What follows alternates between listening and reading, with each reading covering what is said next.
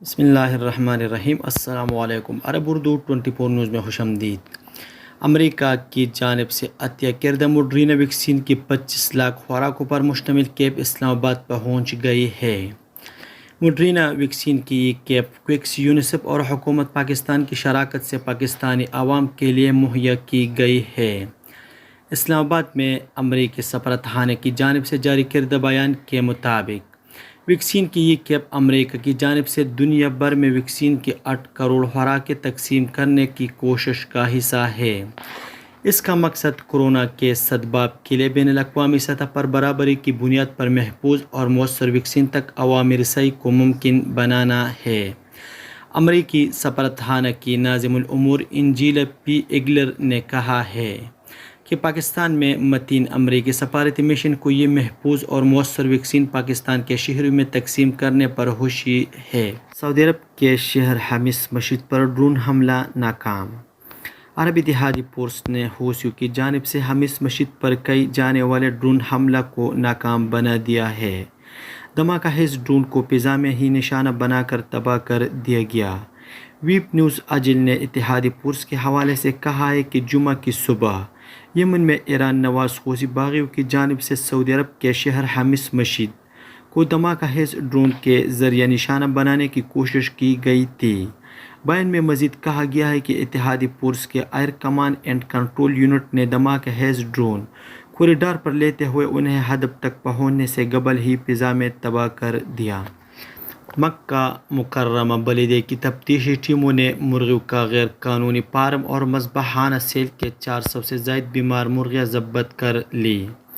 مذبحانہ قائم کرنے والوں کے خلاف کارروائی کا آغاز کر دیا گیا ہے۔ ویب نیوز سبق کے مطابق بلدیہ کی تفتیشی ٹیم کو اطلاع ملی تھی کہ مکہ مکرمہ کے ایک علاقے وادی رحجان میں غیر قانونی طور پر مرغیوں کا فارم قائم کیا گیا ہے۔ فارم میں رکھی گئی مرغیاں اکثر بیمار تھیں جنہیں ذبح کر کے ان کا گوشت فروخت کیا جاتا تھا۔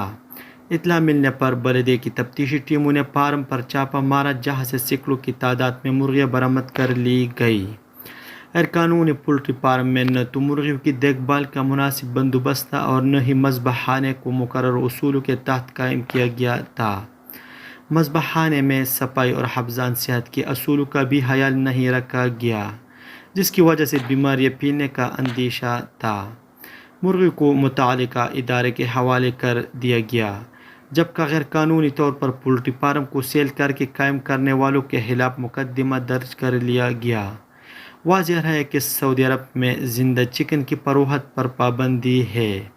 مرغیاں بڑے پولٹری فارمز میں پالی جاتی ہیں جہاں ان کی پرورش ماہرین کی زیر نگرانی کی جاتی ہے۔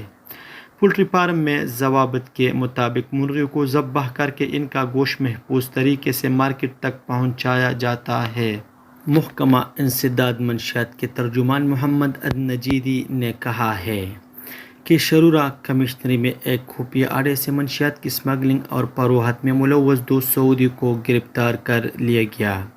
سبق ویب سائٹ کے مطابق النجیدی نے بتایا کہ اڈے پر چھاپہ مہم کے دوران منشیات کا دھندہ کرنے والوں نے سیکورٹی اہلکاروں پر فائرنگ کی۔ جوابی کارروائی کر کے انہیں گرفتار کر لیا گیا۔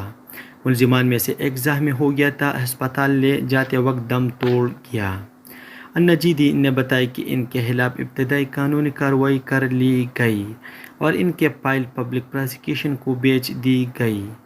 دریں اثنا ریاض میں 4 اے ٹی ایم کو نقصان پہنچانے والے 2 سعودی شہریوں کو گرفتار کر لیا گیا ہے۔ سعودی خبر رساں ایجنسی SPA کے مطابق ریجنل پولیس ترجمان میجر خالد القردیس نے بتایا کہ دونوں سعودی شہری عمر کے تیسرے عشرے میں ہیں۔ وہ ATM توڑ کر ان سے کرنسی نوٹ نکالنے کی کوشش کر رہے تھے۔ سعودی عرب میں موسمیات کے قومی مرکز نے توقع ظاہر کی ہے کہ جمعہ 2 جولائی 2021 کو مملکت کے بیشتر علاقوں میں شدید گرمی پڑے گی۔ مشرقی ریجن مدینہ منورہ، ریاض، قصیم اور حدود شمالیہ شدید گرمی کی لپیٹ میں ہوں گے۔ اخبار 24 کے مطابق قومی مرکز نے امکان ظاہر کیا ہے کہ عسیر کی پہاڑی علاقوں میں تیز ہواؤں اور گرج چمک کے ساتھ بارش کا امکان ہے جبکہ باہا اور مکہ مکرمہ کے بالائی علاقے بھی اس سے متاثر ہو سکتے ہیں۔ قومی مرکز کا کہنا ہے کہ جیزان، مکہ مکرمہ اور مدینہ منورہ کے ساحلی علاقوں میں گرد آلود ہوائیں چلے گی، جس سے حد نظر محدود ہو جائے گی۔ قومی مرکز نے توقع ظاہر کی کہ جمعے کو حبر الباطن میں انتہائی درجہ حرارت 49 سینٹی گریڈ اور السوداء میں 16 سینٹی گریڈ درجہ حرارت ہوگا۔ یہ تھا آج کا چند نیوز۔ السلام علیکم۔